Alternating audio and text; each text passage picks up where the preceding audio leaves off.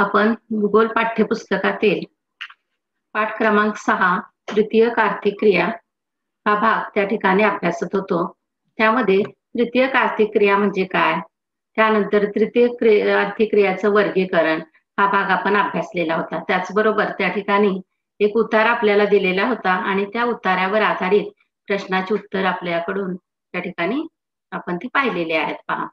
त्यानंतर या तृतीयक आर्थिक क्रियामधील काही ज्या आर्थिक क्रिया आहेत त्या आर्थिक क्रिया आपण त्यामध्ये पाहणार आहोत. त्यामधील पहिली आर्थिक क्रिया आहे ती म्हणजे वाहतूक.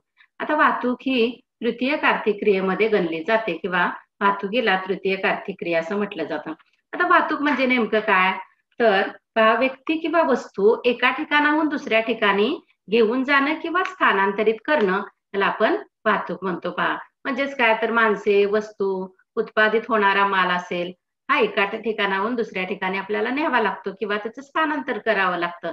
त्यालाच आपण काय म्हणतो, वाहतूक असं म्हणतो. आणि याच्यामध्ये कुठल्याही प्रकारचं उत्पादन होत नाही म्हणून याला काय म्हटलं जातं, तृतीयक आर्थिक क्रिया असं म्हटलं जातं पहा. त्यानंतर आता या वाहतुकीचे प्रामुख्याने 4 प्रकार केले जातात. मागे आपण त्या ठिकाणी वर्गीकरणामध्ये पाहिलेलं आहे पहा. वाहतुकीचे 4 कोणते प्रकार आहेत, त्यामध्ये पहिला प्रकार सांगता येईल आपल्याला भूवाहतूक, त्यानंतर दुसरा आहे हवाई वाहतूक, तिसरा जल वाहतूक आणि चौथा आहे तो म्हणजे नळ वाहतूक. पुन्हा त्या ठिकाणी पहा, या भूवाहतुकीचे पुन्हा 2 प्रकार केले जातात. त्यामध्ये पहिला प्रकार आहे तो म्हणजे रस्ते वाहतूक, म्हणजे भूमार्गावरून होणारी वाहतूक, त्यामध्ये रस्ते वाहतूक हा एक प्रकार आपल्याला सांगता येईल. आणि दुसरा प्रकार आहे तो म्हणजे लोहमार्ग किंवा रेल्वे वाहतूक आपण त्याला म्हणूयात. त्यानंतर जलमार्गाचे किंवा जलवाहतुकीचे सुद्धा 2 प्रकार त्या ठिकाणी पुन्हा केलेले आहेत. त्यामध्ये अंतर्गत वाहतूक. अंतर्गत वाहतूक कशाला म्हटलं जातं, तर नद्यांच्या मार्फत त्या ठिकाणी जी वाहतूक किंवा नद्यांमधून जी वाहतूक जलवाहतूक केली जाते त्याला आपण काय म्हणतो, अंतर्गत वाहतूक. त्यानंतर जलवाहतुकीचा दुसरा प्रकार आहे तो म्हणजे सागरीय वाहतूक, म्हणजे महासागरामधून जी वाहतूक केली जाते त्याला आपण सागरी वाहतूक असं म्हणतो. पुन्हा सागरी वाहतुकीचे सुद्धा आपण 2 प्रकार करू शकतो. त्यामध्ये एक खुल्या महासागरातील वाहतूक आणि दुसरी आहे ती किनारपट्टीवरील महासागरी वाहतूक. असे 2 प्रकार सुद्धा आपल्याला त्या ठिकाणी करता येतील. अशा प्रकारे आपण हे वाहतुकीचं वर्गीकरण त्या ठिकाणी केलेलं आहे किंवा केलेलं पाहतो पहा. त्यानंतर आता वाहतुकीचं महत्व काय आहे हे आपल्याला थोडंसं त्या ठिकाणी अभ्यासावं लागेल पहा. वाहतूक ही तृतीयक व्यवसाय किंवा सेवा व्यवसाय या दृष्टिकोनातून महत्वाचे असल्यामुळे त्याचं महत्वही त्या ठिकाणी असलेलं आपल्याला पाहायला मिळतं. त्यामध्ये पहिलं महत्व आपल्याला सांगता येईल म्हणजे वस्तूंची उपलब्धता. आता वस्तूंची उपलब्धता आपल्याला कशामुळे होते, तर वाहतुकीमुळे. तर वस्तूंची उपलब्धता म्हणजे काय, तर पहा, एखाद्या प्रदेशामध्ये वस्तूंचं उत्पादन मोठ्या प्रमाणामध्ये होतं तर एखाद्या प्रदेशामध्ये ते कमी प्रमाणामध्ये होतं. अशा वेळी ज्या प्रदेशामध्ये कमतरता आहे त्या प्रदेशामध्ये जिथे जास्त प्रमाणात उत्पादन होतं त्या ठिकाणावरून वस्तू या नेल्या जातात किंवा त्या वस्तूंची देवाणघेवाण केली जाते आणि मग त्यामुळे काय होतं, जिथे कमतरता आहे तिथे वस्तू उपलब्ध होत असतात. म्हणून आपल्याला वस्तूंची उपलब्धता होण्यासाठी वाहतूक ही महत्वाची आहे किंवा हे एक वाहतुकीचं महत्व आपल्याला सांगता येईल. दुसरं याचं महत्व काय आहे पहा, राष्ट्रीय व आंतरराष्ट्रीय व्यापारामध्ये याचा फायदा होतो. पहा, वाहतुकीमुळे काय होतं, त्या ठिकाणी देशांतर्गत तसंच आंतरराष्ट्रीय वाहतूक ही केली जाते आणि त्यामुळे काय होतं, त्या ठिकाणी व्यापाराची वाढ होते. वस्तूंची देवाणघेवाण झाल्यामुळे सुद्धा या ठिकाणी व्यापाराला चालना मोठ्या प्रमाणात मिळते आणि या व्यापाराच्या माध्यमातून त्या ठिकाणी आपल्याला आपल्या आर्थिक विकास साधता येतो आणि आंतरराष्ट्रीय व्यापाराच्या माध्यमातून देखील त्या ठिकाणी परकीय चलन आपल्याला उपलब्ध होत असतं आणि त्या दृष्टिकोनातून आंतरराष्ट्रीय व्यापार हा महत्वाचा आहे. आणि म्हणूनच रस्त्यांचं त्या ठिकाणी वाहतूक मार्गाचं महत्व आपल्याला सांगता येईल की एक व्यापाराच्या दृष्टिकोनातून हा महत्वाचा भाग आहे पहा. त्यानंतर तिसरं वाहतुकीचं महत्व आपल्याला सांगता येईल ते म्हणजे उद्योगधंद्याची स्थान निश्चिती. आता पहा, एखादा उद्योग स्थापन करत असताना तो कुठे स्थापन करायचा हे सुद्धा त्या ठिकाणी आपल्याला ठरवावं लागतं.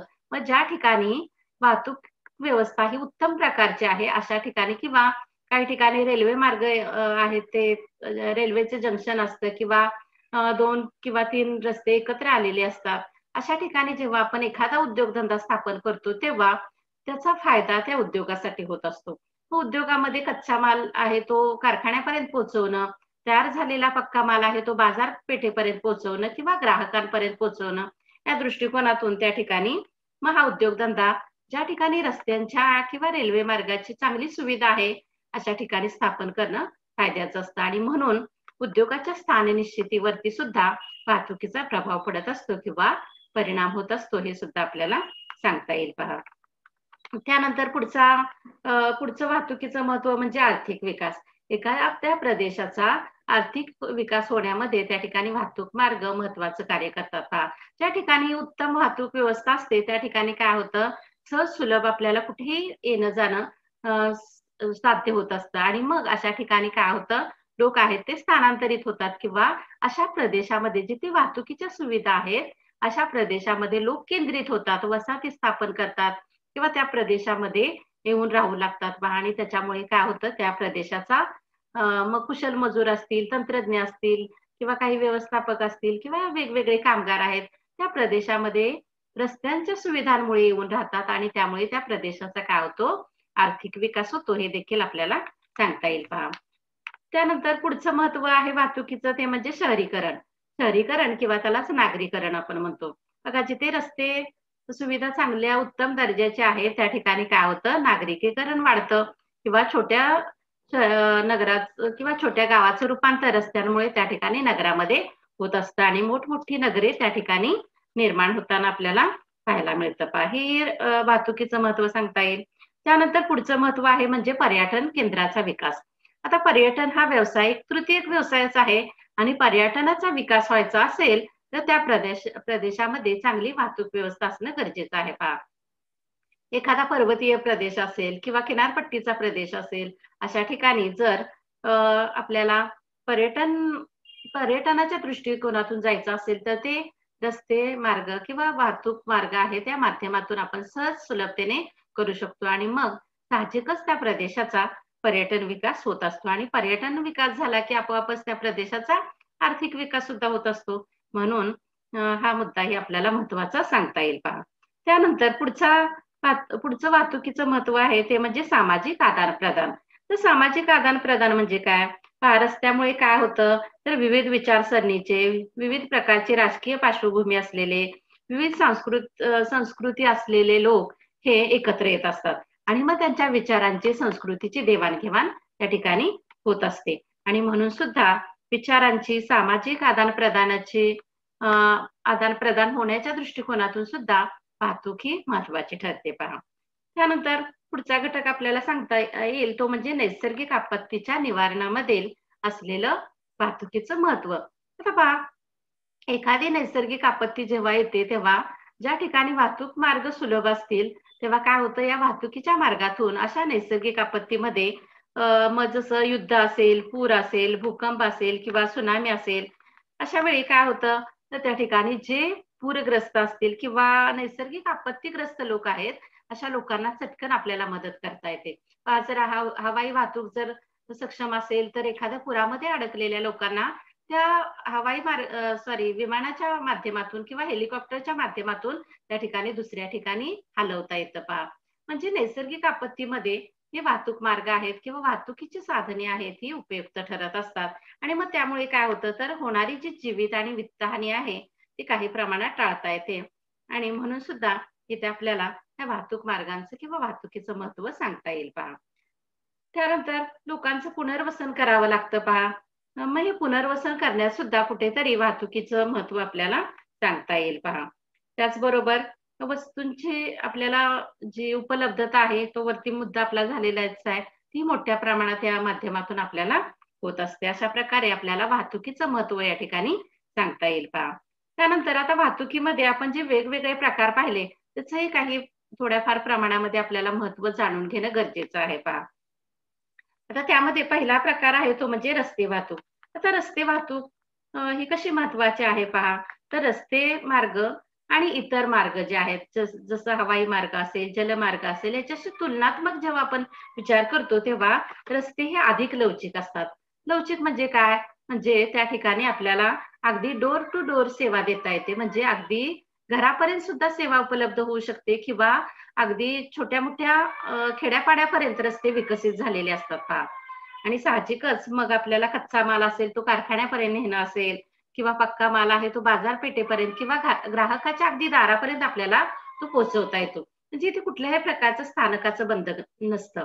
जसं रेल्वेने जर माल न्यायचा म्हटलं तर तो आपल्याला अगदी दरवाजापर्यंत पोहोचवता येतो का? नाही, त्याला स्थानकाचं बंधन असतं. विशिष्ट स्थानकावरतीच रेल्वे थांबते. तिथून माल उतरवून पुन्हा मग आपल्याला रस्ते मार्गाने ग्राहकांपर्यंत पोहोचवावा लागतो किंवा घरांपर्यंत पोहोचवावा लागतो. म्हणून लवचिकतेच्या बाबतीमध्ये इतर मार्गांच्या तुलनेत रस्ते वाहतूक ही फायदेशीर ठरते किंवा इतर मार्गांना जोडण्याचं एक पूरक कार्य म्हणून सुद्धा रस्ते वाहतूक महत्वाची ठरते. त्यानंतर इतर वाहतुकीचे मार्ग आहेत, या मार्गांच्या तुलनेमध्ये बांधणी आणि देखभालीचा खर्च रस्त्यांचा कमी असतो पहा. आता रस्ते काही कच्चे रस्ते असतात, काही त्या ठिकाणी एक्सप्रेस हायवे सारखे सुद्धा रस्ते असतात. परंतु अगदीच त्या ठिकाणी खूप चांगल्या प्रकारचा रस्ता असला पाहिजे असं काही नाही. कच्च्या रस्त्यावरून सुद्धा वाहने चालतात त्या ठिकाणी. त्यामुळे त्या ठिकाणी बांधकामाचा खर्च आहे तो कमी प्रमाणात येतो. जेव्हा आपण रेल्वे वाहतुकीचा विचार करतो तेव्हा पहा, रेल्वे वाहतुकीसाठी रूळ टाकावे लागतात, स्थानक बांधावं लागतं आणि त्यासाठी मोठ्या प्रमाणात जागेची सुद्धा उपलब्धता असावी लागते. म्हणजे बांधणी आणि व्यवस्थापनाचा खर्च किंवा त्याचा देखभालीचा खर्च रेल्वेचा जास्त असतो पहा. म्हणून मग जेव्हा रस्त्याचा आणि रेल्वे मार्गाचा विचार आपण करतो तेव्हा या ठिकाणी रेल्वे मार्गाच्या तुलनेत रस्ते हे स्वस्त पडतात. म्हणजे तिथे खर्च हा कमी येत असतो. म्हणून सुद्धा रस्ते वाहतूक ही महत्वाची ठरते पहा. त्यानंतर कमी अंतर, मध्यम अंतर यासाठी सुद्धा ही रस्ते वाहतूक महत्वाची ठरते पहा. त्या ठिकाणी कमी अंतरावरती आपल्याला जायचं असेल तर मग रेल्वेची किंवा त्या ठिकाणी विमानाची वगैरे वाहतूक करणं फायदेशीर ठरत नाही. अशा वेळी आपल्याला रस्ते वाहतूक महत्वाची ठरते पहा. याशिवाय डोंगराळ प्रदेश असेल, पर्वतीय प्रदेश असेल तर या ठिकाणी रस्ते वाहतूक काही प्रमाणात तरी आपल्याला सहज सुलभरित्या बांधणं शक्य होतं. आता पहा, अशा ठिकाणी जर आपण रेल्वे रूळ उभारायचे म्हटलं किंवा रेल्वे वाहतूक सुविधा द्यायची म्हटलं तर तिथे अडचणी निर्माण होत असतात किंवा बऱ्याच वेळा खर्च देखील वाढतो. परंतु रस्ते मात्र अगदी डोंगराळ प्रदेशात असेल किंवा एखाद्या पर्वतीय प्रदेशात बोगद्याच्या माध्यमातून असेल वगैरे आपल्याला सहज सुलभतेने बांधता येतात. हे सुद्धा आपल्याला रस्त्याचं महत्व सांगता येईल पहा. तर अशा प्रकारे हे रस्ते अतिशय फायदेशीर ठरतात. त्यानंतर दुसरा जो प्रकार आहे त्यामध्ये भूवाहतुकीमधला रेल्वे वाहतूक. आता रेल्वे वाहतुकीचं महत्व सुद्धा या ठिकाणी आपल्याला सांगता येईल किंवा इतर वाहतुकीच्या तुलनेमध्ये कसं महत्वपूर्ण आहे ते आपल्याला पाहता येईल. त्यामध्ये आता जेव्हा आपण रस्ते वाहतुकीची जेव्हा आपण रस्ते वाहतुकीची जी वाहन क्षमता आहे त्याचा विचार करतो तेव्हा या ठिकाणी रेल्वे वाहतुकीची वाहन क्षमता जास्त असते. म्हणजे काय, इथे वाहतूक क्षमता ही रेल्वे वाहतुकीची रस्ते वाहतुकीपेक्षा जास्त आहे. पहा, रस्त्यावरून धावणारा एखादा ट्रक आहे त्याच्यामध्ये किती माल वाहून नेऊ शकतो आपण, तो विचार करता रेल्वेच्या माध्यमातून कित्येक पटीने अधिक माल आपण वाहून नेऊ शकतो. त्याचबरोबर या ठिकाणी रस्त्यामध्ये बरेच अडथळे आपल्याला येऊ शकतात, अपघात होऊ शकतात, ट्रॅफिक जाम सारख्या समस्यांना तोंड द्यावं लागतं. रेल्वेचं मात्र तसं नाही. त्या ठिकाणी अपघाताचं प्रमाण सुद्धा कमी असतं. त्याचबरोबर रेल्वे वाहतूक विस्कळीत होण्याचं प्रमाण सुद्धा कमी असतं. ट्रॅफिक जामची समस्या तिथे आपल्याला भेडसावत नाही आणि एकाच वेळी मोठ्या प्रमाणात मालाची वाहतूक करण्यासाठी हे रेल्वे वाहतूक आपल्याला फायदेशीर ठरते. त्याचबरोबर रस्ते वाहतुकीच्या तुलनेमध्ये रेल्वे वाहतुकीचा खर्च किंवा तिकीट खर्च म्हणूयात आपण, तो सुद्धा कमी असतो पहा. रेल्वेचं तिकीट त्या मानाने तुलनेमध्ये रस्त्यावरून होणाऱ्या बसचं तिकीट असेल किंवा इतर साधनांचं तिकीट असेल, रिक्षा असेल किंवा इतर साधनं, त्याच्यापेक्षा तुलनेने रेल्वे वाहतुकीचं तिकीट आहे ते कमी असतं. म्हणजे ही स्वस्त वाहतूक आहे असं देखील आपल्याला म्हणता येईल पहा.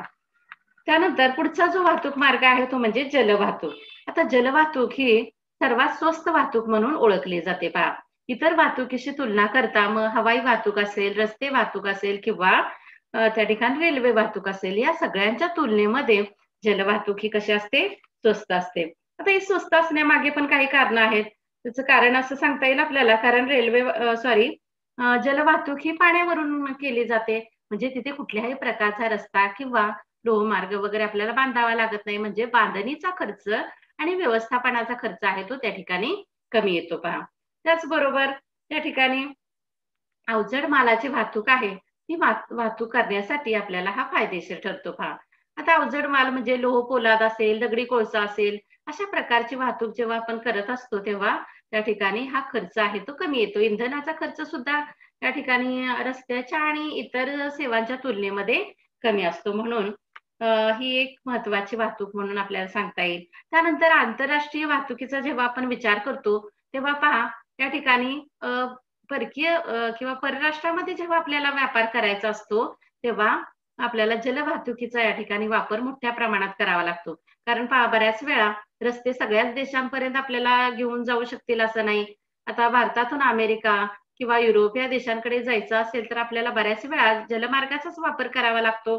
साहजिकच मग आंतरराष्ट्रीय वाहतुकीमध्ये थोडी ही संथ वाहतूक असली तरी सुद्धा किमतीच्या दृष्टिकोनातून किंवा इतर गोष्टींचा विचार केला तरी हे फायदेशीर असते. आणि मग या जलवाहतुकीमुळे काय होतं आंतरराष्ट्रीय व्यापाराला त्या ठिकाणी एक चांगला फायदा होत असतो. आता काही ठिकाणी पहा की आंतरराष्ट्रीय वाहतूक करताना किंवा जलवाहतूक करताना काही कालवे सुद्धा निर्माण करावे लागतात. असे कालवे का निर्माण केले जातात? त्या कालव्यांमुळे काय होतं अंतर आहे ते कमी केलं जातं पहा. त्याचं आपल्याला उदाहरण देता येईल. त्याचा पुढेही आपल्याला अभ्यास करायचा आहे पहा. त्यामध्ये आंतरराष्ट्रीय असे जे कालवे आहेत त्यामध्ये आपल्याला सुएझ कालव्याचं नाव सांगता येईल. त्यानंतर पनामा कालव्याचं नाव सांगता येईल. या कालव्यामुळे सामुद्रधुनीचा भाग आहे किंवा जिथे काही असा सामुद्रधुनीचा भाग तोडून कालवे बनवून त्या ठिकाणी काय केलेलं आहे तो भाग समुद्राशी जोडला गेलेला आहे पहा. आणि त्यामुळे काय झालेलं आहे तर मग हे अंतर आहे ते वाचलेलं आहे पहा.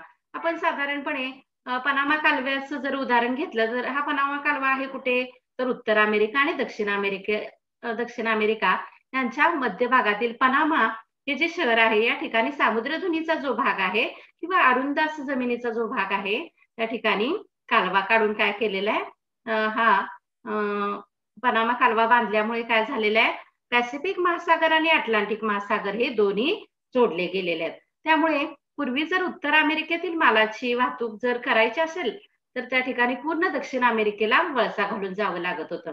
साहजिकच काय झालेलं आहे या ठिकाणी अंतर सुद्धा वाचलेलं आहे पहा. त्याचबरोबर इंधनाचा खर्च देखील वाचलेला आहे आणि वेळ इंधन हे सगळं वाचल्यामुळे या कालव्यांचा फायदा या ठिकाणी झालेला आहे. तर हा पनामा कालवा कुठे आहे तर उत्तर अमेरिका आणि दक्षिण अमेरिका यांच्या मध्यातून जाणारा आणि पॅसिफिक आणि अटलांटिक महासागर ह्या दोघांना जोडणारा असा हा पनामा कालवा आहे पहा. त्याचं सुद्धा आंतरराष्ट्रीय व्यापारामध्ये खूप महत्व आहे. त्या कालव्याच्या माध्यमातून अनेक जहाजे ही त्या ठिकाणी व्यापाराच्या दृष्टिकोनातून ये जा करत असतात पहा.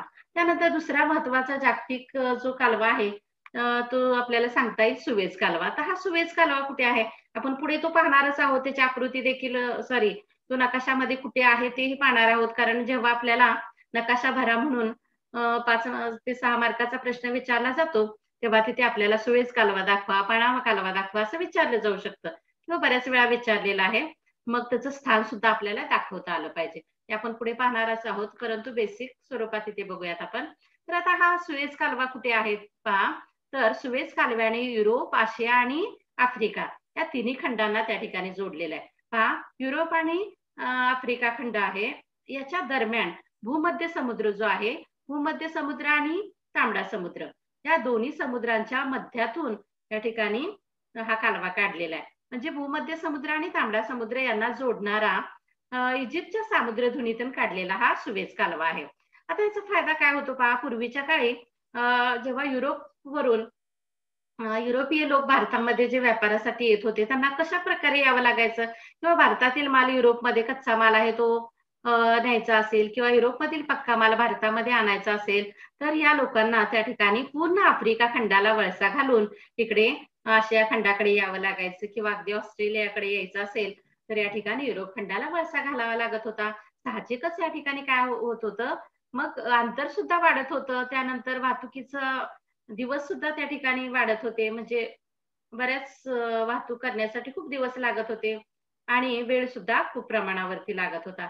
त्याचबरोबर इंधनाची सुद्धा त्या ठिकाणी बचत झालेली आपल्याला पाहायला मिळते आणि म्हणून हा सुएझ कालवा आहे तो आंतरराष्ट्रीय व्यापाराच्या दृष्टिकोनातून महत्वपूर्ण ठरलेला आहे पहा.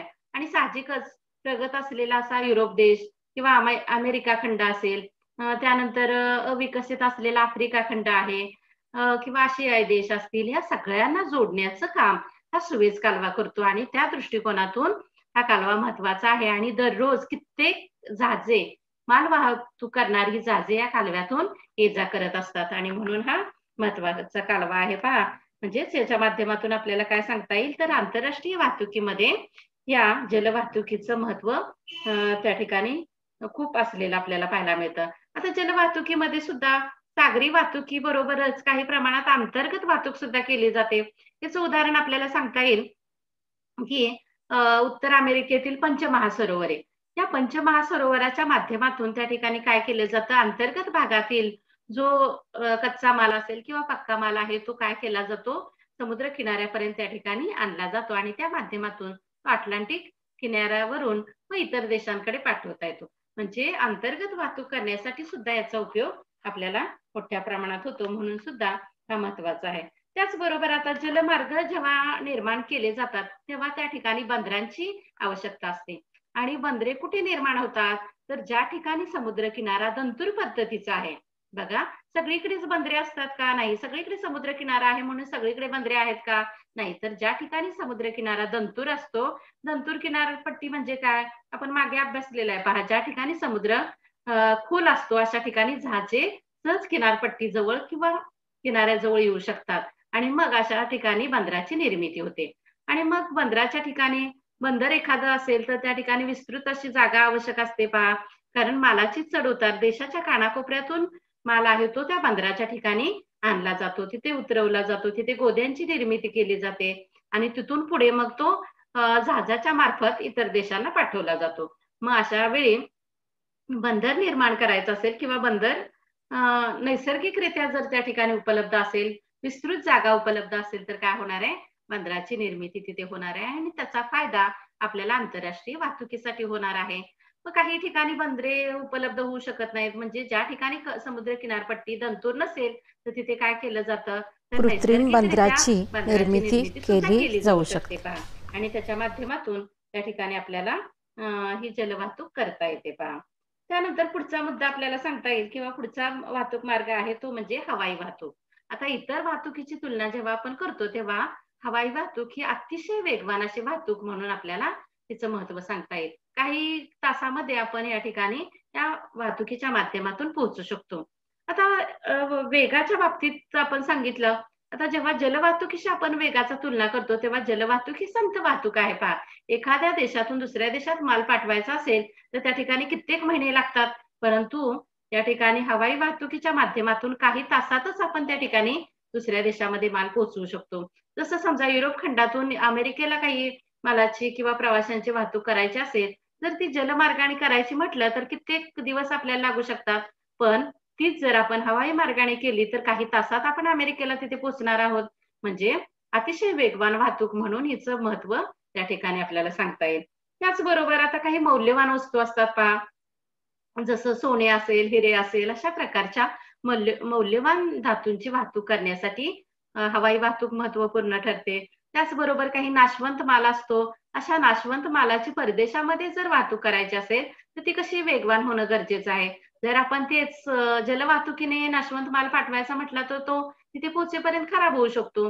मग त्यामध्ये दुग्धजन्य पदार्थ असतात, फुलं काही आहेत पहा, ऑर्किड सारखी फुलं आहेत, गुलाबासारखी फुलं आहेत. हे अगदी परदेशात सुद्धा त्याला मागणी असते. मग काही तासातच ते आपल्याला परदेशात सुद्धा पाठवता येतात. म्हणून ही जलद वाहतूक या दृष्टिकोनातून हवाई वाहतुकीचा आपल्याला त्या ठिकाणी विचार करावा लागतो. जरी ही महागडी असली तरी सुद्धा नाशवंत आणि मौल्यवान वाहतुकीसाठी फायदेशीर असते. आता ही थोडीशी महागडी असल्यामुळे ज्या देशांचा आर्थिक विकास चांगला झालेला आहे त्या देशामध्येच ही वाहतूक विकसित झालेली दिसते. आता जेव्हा आपण अमेरिका, युरोप या देशांचा आणि आफ्रिका आणि आशिया देशांची तुलना करतो तेव्हा आफ्रिकन आणि आशिया देशांमध्ये या वाहतुकीचा विकास त्या मानाने कमी झालेला आहे. त्याचं कारण काय आहे, तर या वाहतुकीसाठी आधुनिक तंत्रज्ञानाची गरज असते. कुशल मजूर व्यवस्थापक ज्याला म्हणतो आपण, म्हणजे विमान निर्मिती असेल, त्याच्यासाठी भांडवल गुंतवणूक असेल, याची गरज मोठ्या प्रमाणात असते आणि ही मग ह्या मागासलेल्या देशांमध्ये उपलब्ध होऊ शकत नाही. म्हणून आफ्रिकन आणि आशियाई देशामध्ये या वाहतुकीचा विकास कमी झाला आहे हे आपल्याला सांगता येईल पहा. त्याचबरोबर हवाई वाहतूक म्हटल्यानंतर ती खर्चिक सुद्धा आहे पहा. कशा प्रकारे खर्चिक आहे? म्हणजे तिकीट दराच्या बाबतीत तर आहेच, त्याचबरोबर हवाई वाहतुकीसाठी जे आपण धावपट्टी निर्माण करतो, त्याच्यासाठी मोठ्या प्रमाणात हजारो हेक्टर जमिनीची आपल्याला उपलब्ध करून घ्यावी लागते किंवा आवश्यकता असते. मग अशी जमीन ज्या ठिकाणी उपलब्ध आहे तिथे ही वाहतूक आपण उभारू शकतो. त्याचबरोबर विमान बनवायचं म्हटलं तरी त्याच्यावरती सुद्धा मोठ्या प्रमाणात खर्च करावा लागतो. म्हणून ही वाहतूक काय होते, महागडी आहे असं आपल्याला सांगता येईल. म्हणजे कुशल मनुष्यबळाची आवश्यकता त्या ठिकाणी आवश्यक असते पहा. त्यानंतर पुढचा वाहतुकीचा मार्ग आहे तो म्हणजे नळ वाहतूक. आता नळ वाहतूक हा थोडा आपल्याला नवीन प्रकार थोडा असला तरी सुद्धा नळ वाहतूक ही सुद्धा वाहतूक म्हणून महत्वपूर्ण आहे. आता नळ वाहतुकीच्या माध्यमातून पाईपलाईनच्या माध्यमातून पहा ही वाहतूक केली जाते. मग त्यामध्ये जे पेट्रोलियम पदार्थ आहेत ज्याला आपण डिझेल, पेट्रोल हे म्हणतो किंवा अगदी नैसर्गिक वायू असतील किंवा इतर काही वायू आहेत, या वायूंची आणि खनिज तेलाची वाहतूक करण्यासाठी ही वाहतूक महत्वपूर्ण ठरते. आजकाल तर समुद्राच्या खालून सुद्धा या ठिकाणी पाईपलाईनच्या माध्यमातून ही नळ वाहतूक केली जाते किंवा अगदी आपल्या घरामध्ये पाणी जे येतं ते सुद्धा नळ वाहतुकीच्या माध्यमातून येतं. म्हणजे या ठिकाणी द्रव पदार्थाची वाहतूक करण्याच्या दृष्टिकोनातून नळ वाहतूक आहे ती महत्वपूर्ण ठरते. तसंच पाही नळ वाहतूक आहे ती अंडरग्राऊंड किंवा जमिनीच्या खालून केली जाते. त्यामुळे त्याचा काय फायदा होतो आपल्याला, वरची जी जमीन आहे ती इतर घटकासाठी वापरता येते. जसं मग घरं त्याच्यावरती आपण बांधू शकतो किंवा त्याच्यावरून गटार व्यवस्था सुद्धा करता येते. पहा काही ठिकाणी पाईपलाईन ज्या आहेत या पाईपलाईनच्या वरून गटारे सुद्धा उभारलेले आहेत. म्हणजे जे काही घरगुती आपलं जे पाणी आहे किंवा काय म्हणतो आपण सांडपाणी, हे सांडपाणी सुद्धा त्याच्या वरच्या जमिनीवरून आपण वाहून नेऊ शकतो. म्हणजे अशा प्रकारे जमिनीचा दुय्यम प्रकार किंवा दोन्ही प्रकारे वापर आपण इथे करू शकतो पहा. त्याचबरोबर काही ठिकाणी आपलं जेव्हा ट्रकच्या माध्यमातून असेल किंवा इतर माध्यमातून जेव्हा या खनिज तेलाची वाहतूक करतो तेव्हा काय होतं, गळती होण्याची शक्यता असते, अपघात होण्याची शक्यता असते. बऱ्याच वेळा तुम्हाला माहिती पेट्रोल सारखे जे खनिज तेल आहे त्याचं काय होतं, हवेशी संपर्क आल्यानंतर पेट सुद्धा घेऊ शकतं किंवा त्या ठिकाणी ते हवेमध्ये त्याचं नष्ट सुद्धा होतं. पेट्रोल पहा जरा वेळ आपण उघड्यावरती ठेवलं तर ते उडून जातं म्हणतो आपण, म्हणजे काय होतं ते नष्ट होत असतं. म्हणजे हे सुद्धा काही प्रमाणात आपल्याला या ठिकाणी टाळता येतं. त्या दृष्टिकोनातून नळ वाहतूक हे आपल्याला महत्वपूर्ण आहे हे सांगता येईल. अशा प्रकारे तृतीयक व्यवसाय या दृष्टिकोनातून ही वाहतूक महत्वपूर्ण आहे किंवा या वाहतुकीचं महत्व किंवा विविध वाहतूक प्रकार जे आहेत ते कसे महत्वाचे आहेत हे डिटेलमध्ये आपण या ठिकाणी पाहिलेलं आहे पहा. याच्यावरती छोटे छोटे प्रश्न तुम्हाला विचारले जाऊ शकतात. जसं वाहतुकीचं महत्व सांगा किंवा तुलनात्मक दृष्ट्या ही तुलना करा असा प्रश्न विचारला जाऊ शकतो. जसं काही जलवाहतूक, हवाई वाहतूक याची तुलना करा किंवा फरक सांगा त्याच्यामधला किंवा मग त्या ठिकाणी रस्ते वाहतूक, रेल्वे वाहतूक याच्यामधला फरक स्पष्ट करा. असे छोटे प्रश्न सुद्धा त्या ठिकाणी तुम्हाला विचारले जाऊ शकतात आणि म्हणून हा भाग अतिशय महत्वाचा म्हणून आपल्याला सांगता येईल पहा. त्यानंतर आता पुढचा भाग आपण पाहूया. त्याच्यामध्ये आपल्याला काय म्हटलेलं आहे पहा, तर नकाशाशी मैत्री. आता नकाशाशी मैत्री यामध्ये आपल्याला ही कृती जी दिलेली आहे त्या कृतीमध्ये आपल्याला नकाशावरील काही प्रश्न दिलेले आहेत. म्हणजे काय म्हटलेलं आहे पहा, आकृती क्रमांक 6.2 पाहून खालील प्रश्नांची उत्तरे द्या. त्यामध्ये इथे काही प्रश्न दिलेले आहेत.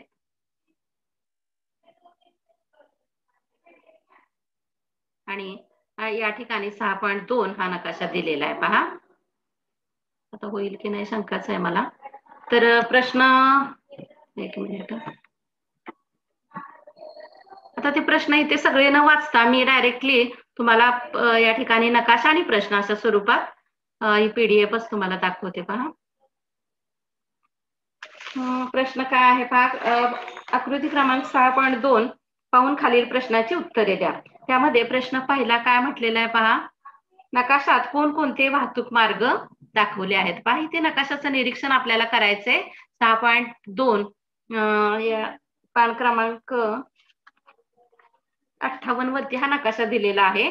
नकाशा आहे 58 पानावरती आणि प्रश्न आहेत ते 57 पान नंबर वरती आहेत. आपल्याला तिथे पुस्तकामध्ये पाहताना अडथळा येतो, मग इथे आपल्याला नकाशाही समोरच दिसतोय आणि त्याचबरोबर प्रश्नही समोर आहे. त्यामुळे सहजच आपल्याला या प्रश्नाचं उत्तर देता येईल. बघा काय म्हटलंय, प्रश्न पहिला आहे नकाशात कोणते वाहतूक मार्ग दाखवले आहेत. तर आपल्याला इथे नकाशाचं निरीक्षण केल्यानंतर इथे पहा लाल रंगाने वाहतूक मार्ग दाखवलेले आहेत, इथे निळ्या रंगाने वाहतूक मार्ग दाखवलेले आहेत. तर त्यानुसार आपल्याला काय उत्तर सांगता येईल? तर सर्वसाधारण सॉरी ते नकाशामध्ये हवाई मार्ग, जलमार्ग व लोहमार्ग दाखवले आहेत. हे आपल्याला इथे सूचीमध्ये सुद्धा बघून सांगता येईल पहा. तर नकाशामध्ये कोणकोणते मार्ग दाखवलेले आहेत? तर जलमार्ग, हवाई मार्ग आणि लोहमार्ग दाखवलेले आहेत. त्यानंतर दुसरा प्रश्न आहे तो म्हणजे सर्वसाधारण कोणत्या खंडादरम्यान वाहतुकीचा ओघ जास्त आहे? म्हणजे कुठे जास्त वाहतूक विकसित झालेली आहे? मग रेल्वे वाहतूक असेल किंवा इतर वाहतूक असेल? तर उत्तर अमेरिका, युरोप आणि आशिया खंडादरम्यान वाहतुकीचा ओघ जास्त आहे. हे आपल्याला निरीक्षणावरून सांगता येईल. बघा इथे आपल्याला दिसतात ह्या रेषा, त्याच्यावरून वाहतुकीचे मार्ग दाखवले आहेत. मग त्यामध्ये अमेरिका, युरोप आणि आशिया खंड इथे पाहिलं तर आपल्याला वाहतुकीचा विकास हा जास्त झालेला दिसतो, हे सांगता येईल पहा. त्यानंतर तिसरा प्रश्न आहे, जलमार्गासाठी कोणकोणत्या कालव्यांचा वापर केला जातो? या कालव्यांचा उद्देश कोणता? जसं मगाशी मी तुम्हाला सांगितलं त्या पद्धतीने या ठिकाणी जलमार्गासाठी प्रामुख्याने पनामा व सुएझ कालवा जो आहे त्यांचा वापर केला जातो. इतर ही कालवे आहेत छोटे मोठे, परंतु जे आंतरराष्ट्रीय कालवे आहेत त्याच्यामध्ये आपल्याला पनामा आणि सुएझ कालव्याचा उल्लेख करता येईल. तिथे नकाशामध्ये तुम्हाला दाखवते पहा. या ठिकाणी पहा, एक मिनिट, या ठिकाणी उत्तर अमेरिका दिसतोय का कर्सर? हा उत्तर अमेरिका आणि ही दक्षिण अमेरिका यांच्या दरम्यानच्या संयोग भूमीतून पनामा जवळून हा कालवा काढलेला आहे, त्याला पनामा हे नाव दिलेलं आहे पहा. तर नकाशात जेव्हा दाखवायचं तेव्हा आपल्याला इथे हा पनामा कालवा दाखवता येईल. पॉइंटर बघा, हा इथे पनामा कालवा आहे पहा. म्हणजे त्या माध्यमातून काय झालेलं आहे तर उत्तर अमेरिका हा आणि दक्षिण अमेरिका हे दोन्ही जोडले गेलेले आहेत पहा. आणि इकडे पॅसिफिक महासागर आणि हा अटलांटिक महासागर हे दोन्ही यांनी जोडलेले. सुएझ कालवा कुठे आहे पहा? सुएझ कालवा इथे युरोप खंड, आफ्रिका खंड आणि आशिया खंड या तिन्हीला जोडलेला आहे. इथे पहा भूमध्य समुद्र आहे आणि इथे छोटासा तांबडा समुद्र, रेड सी त्याला म्हटलं जातं. या सामुद्रधुनीतून हा इथे दिसतोय पहा. इजिप्तची जी सामुद्रधुनी आहे तिथून हा कालवा काढलेला आहे. त्यामुळे काय झालेलं आहे पहा, युरोपला जो आपण असा युरोपकडून इकडे आशियाकडे यायचं म्हटलं तर जो आफ्रिकेला वळसा घालायचा लागत होता तो वाचलेला आहे पहा. ते पॉइंटर एक मिनिट, तर लक्षात आला असेल तुमच्या. तर हा या ठिकाणी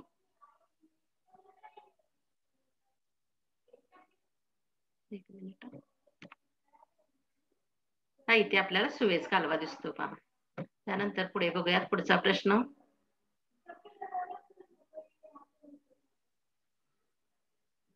एक मिनिट, थोडं हे मागे पुढे होतं. हा, तर सांगितलं आपण सुएझ कालवा आणि पनामा कालवा यांचा वापर आंतरराष्ट्रीय व्यापारासाठी केला जातो. त्याच्यामुळे काय झालेलं आहे, इंधनात आणि वेळेमध्ये बचत झालेली आपण वरती पाहिलेलंच आहे पहा.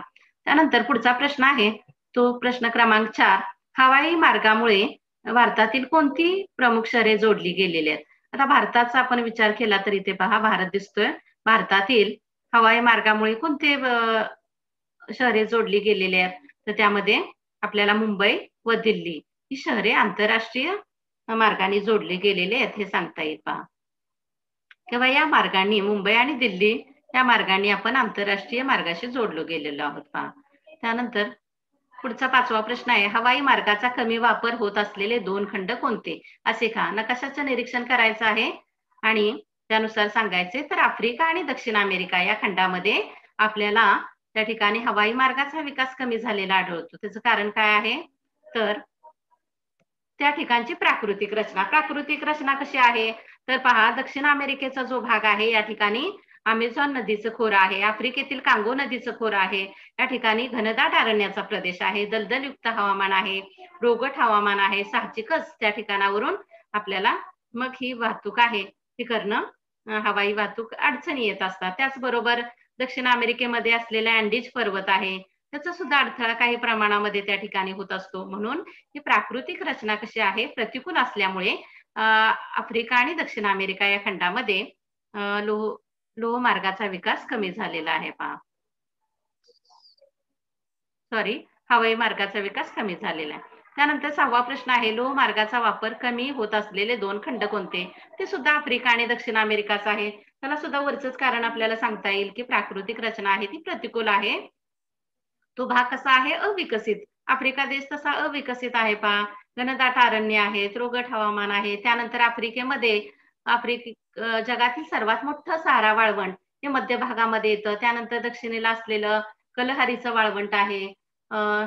ही वाळवंटी प्रदेश सुद्धा त्या ठिकाणी असल्यामुळे सुद्धा काय होतं, लोहमार्ग आहेत किंवा त्या लोहमार्गाच्या विकासावरती त्या ठिकाणी मर्यादा येताना दिसतात. त्याचबरोबर विकास सुद्धा कमी झालेला आहे. त्यानंतर 7वा प्रश्न आहे, कोणता लोहमार्ग 2 खंडांना जोडतो? बघा आता हा लोहमार्ग 2 खंडांना जोडणारा ट्रान्स सायबेरियन लोहमार्ग आपल्याला सांगता येईल.